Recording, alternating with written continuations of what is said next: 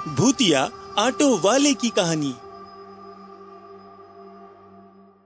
बहुत पुरानी बात है। एक गांव में एक बंसी नाम का ऑटो वाला रहा करता था। उसका एक 4 साल का बेटा था मोनू, जिससे वह बहुत ज्यादा प्यार करता था। पत्नी के इस दुनिया से चले जाने के बाद उसने अपने बेटे मोनू को कभी माँ की कमी महसूस नहीं होने दी। वह मोनू को माता पिता दोनों का भरपूर प्यार करता।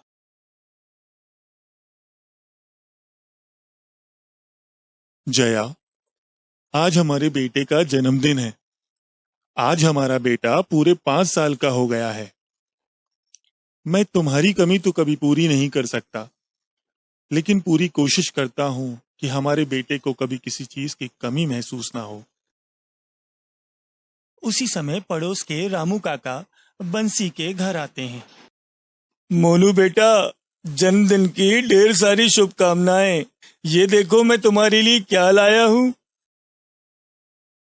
बेटा बंसी, कब तक अपनी पत्नी को याद करके अपना जीवन बिताओगे? मैं तो कहता हूँ दूसरा विवाह कर लो, मोनू को भी माँ मिल जाएगी। नहीं काका, मैं दूसरा विवाह नहीं कर सकता। अब मेरे जीवन का केवल एक ही उद्देश्य है, अपने बेटे मोनू को पढ़ा लिखा कर इंजीनियर बनाना। बंसी दिन भर अपने बेटे मोनू का ध्यान रखता और रात को उसके सोने के बाद अपना ऑटो चलाता। अचानक दौड़ते हुए एक लड़की ऑटो के पास आती है। भैया, भैया, भैया, कुछ गुंडे मेरा पीछा कर रहे हैं, मुझे बचाओ। बहन, आप डरो मत, मैं आपको सही सलामत आपके घर छोड़ दूंगा।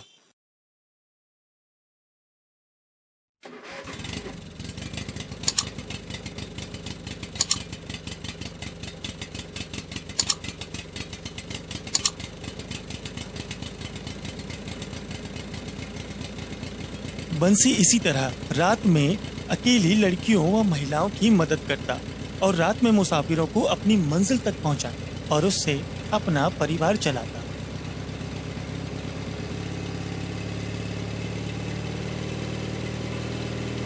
हमेशा की तरह बंसी रात को सवारियों की तलाश में ऑटो लेकर निकलता है कि उसे रास्ते में एक व्यक्ति इशारा कर कर रोकता है। बंसी अपनी ऑटो रोककर उस व्यक्ति को अपनी ऑटो में बैठा लेता है।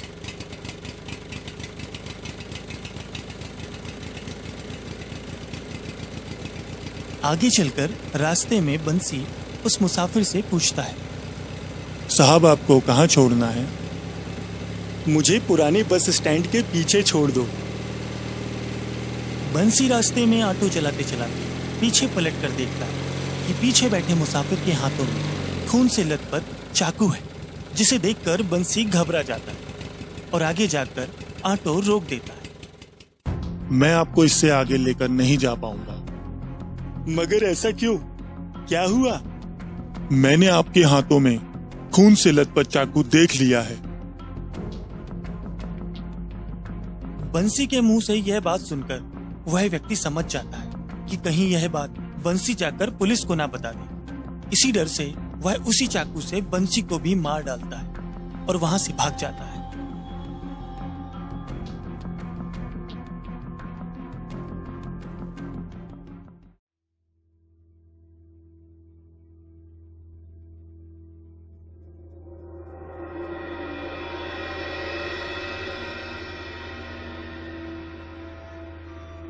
हे भगवान, ये क्या हुआ?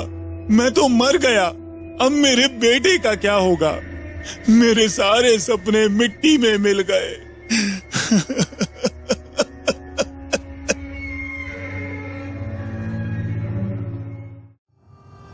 तभी बंसी को वहां एक दिव्य रोशनी दिखाई देती है। बंसी, तुम्हारे जीवन के कुछ काम अभी अधूरे रह गए हैं, इसलिए मैं इस वक्त तुम्हारी आत्मा को यहाँ से लेकर नहीं जा रहा हूँ। बदले में मैं तुम्हें कुछ ऐसी शक्ति दे रहा हूँ जिसकी मदद से तुम अपने साधारण रूप में आ पाओगे।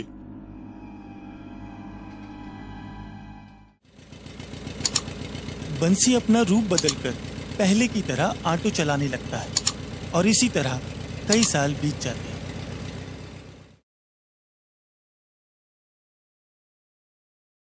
पिताजी, पिताजी, मैंने इंजीनियरिंग कॉलेज में टॉप किया है और कैंपस सिलेक्शन में मुझे नौकरी भी मिल गई। तभी बंसी उसे बताता है कि वह एक भूत है। उसके पिता की मौत तो तभी हो चुकी थी जब वह 5 साल का था। यह बात जानकर मोनू बहुत दुखी होता है। तभी बंसी अपने बेटे से कहता है, बेटा, अब तुम बहुत बड़े हो गए हो और अपने पैरों पर भी खड़े हो चुके हो।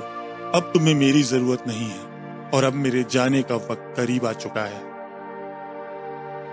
इतना कहकर बंसी की आत्मा वहां से गायब हो जाती है।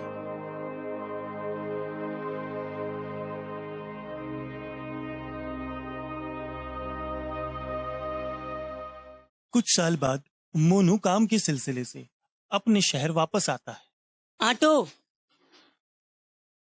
अरे पिताजी आप। बेटा, आज भी शहर की इन सूनी सड़कों पर कई बहन बेटियों को मेरी जरूरत है। बंसी आज भी शहर की सुनसान सड़कों पर अपनी ऑटो चला रहा है और रास्ते पर भटक रही बहन बेटियों की मदद करता है।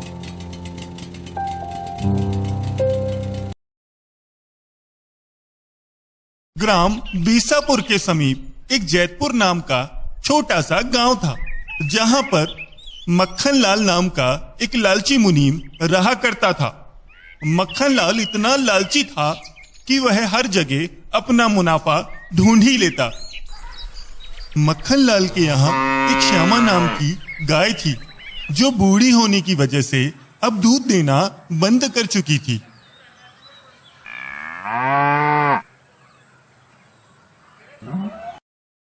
एक दिन मक्खन लाल की पत्नी फूलमती अपने पति से कहती है, अजी सुनते हो, ये श्यामा तो अब बूढ़ी हो गई है, अब यहाँ दूध भी नहीं देती।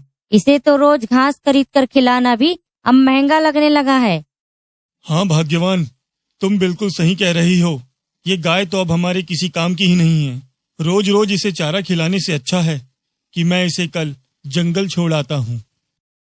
दूसरे ही दिन मक्खन श्यामा को जंगल लेकर जाता है और उसे जंगल के बीचों बीच घने वन में छोड़कर घर चला आता है। वहीं से एक करण नाम का युवक गुजरता है। तभी अचानक उसकी नजर उस गाय पर पड़ती है। लगता है ये बेचारी गौ माता चारा चरते चरते भटक गई होगी। बेचारा इसका मालिक भी परेशान हो रहा होगा। हे गौ माता, शाम होने वाली है। आपका मालिक भी आपको ढूंढ रहा होगा। क्या आपको अपना घर पता है? तभी श्यामा अपना सर हिलाकर जवाब देती है और गांव की ओर चलने लगती है। करण भी गाय के साथ चल पड़ता है। गांव पहुंचकर वह गाय मक्खन के घर के सामने जाकर रुक जाती है। करण समझ जाता है कि हो न हो इस गाय का घर यही है। तभी मक्खन और उसकी पत्नी घर से निकलकर बाहर आते हैं और श्यामा को देखकर बिल्कुल चौंक जाते हैं। अरे राम राम भैया, क्या ये गाय आपकी है? यह मुझे जंगल में मिली। लगता है शायद रास्ता भटक गई होगी।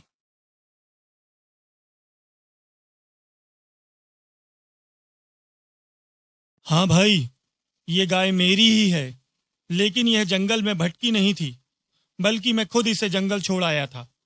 ये गाय अब बहुत बूढ़ी हो चुकी है और अब दूध भी नहीं देती।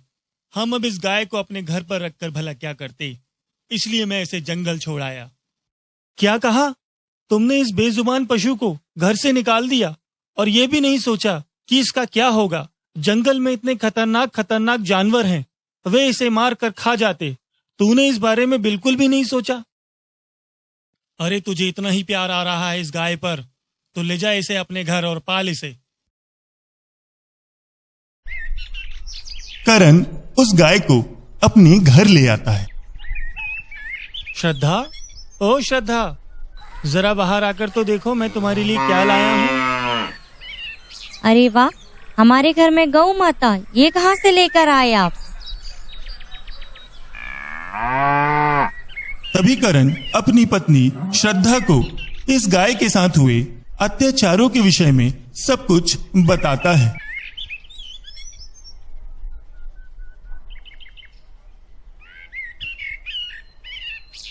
आपने इसे यहाँ लाकर बिल्कुल ठीक किया। मैं दिन भर अकेले घर में बैठे बैठे बोर हो जाती हूँ। इस बहाने मेरा भी वक्त कट जाएगा और गौ माता की सेवा करने से बहुत पुण्य मिलता है। ये बेचारी अब दूध नहीं देती तो क्या हुआ, हम फिर भी इनकी सेवा करेंगे और बदले में गौ माता जो गोबर देगी उसके कंडे बनाएंगे जो भोजन के ईंधन के रूप में काम आएंगे। बिल्कुल सही कहा। पता है श्रद्धा, इस गाय का नाम श्यामा है। अरे वाह, ये तो बहुत सुंदर नाम है। श्रद्धा और करण दोनों ही श्यामा की पूरे तन मन से देखभाल करते हैं। एक दिन करण और श्रद्धा के यहाँ एक साधु बाबा आते हैं। बेटा, सदा सौभाग्यवती भव। हम बहुत दूर से आ रहे हैं, हमें बहुत भूख लगी है बेटा। साधु बाबा, आप बैठिए, मैं आपके भोजन का इंतजाम करती हूँ। साधु बाबा श्यामा के पास जाते हैं।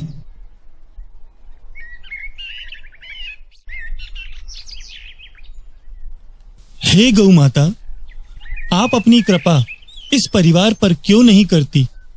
आप में तो सभी देवी देवताओं का वास है। हे साधु, मैं केवल इनकी परीक्षा ले रही हूँ। दूसरे दिन जब श्रद्धा श्यामा के पास जाती है तभी बेटा श्रद्धा, मैं तुम्हारी और तुम्हारे पति की सेवा से बहुत प्रसन्न हूँ। मैं एक चमत्कारी गाय हूँ। मैं केवल तुम दोनों की परीक्षा ले रही थी। तुम दोनों ने इस बूढ़ी गाय की बहुत सेवा की, यह जानते हुए कि यह बदले में तुम्हें कुछ नहीं दे पाएगी। उसके बाद भी तुम दोनों ने मेरी खूब सेवा की। मैं इसके बदले तुम दोनों को कुछ देना चाहती हूँ। श्यामा गोबर के बदले उन्हें ढेर सारे सोने के सिक्के देती है।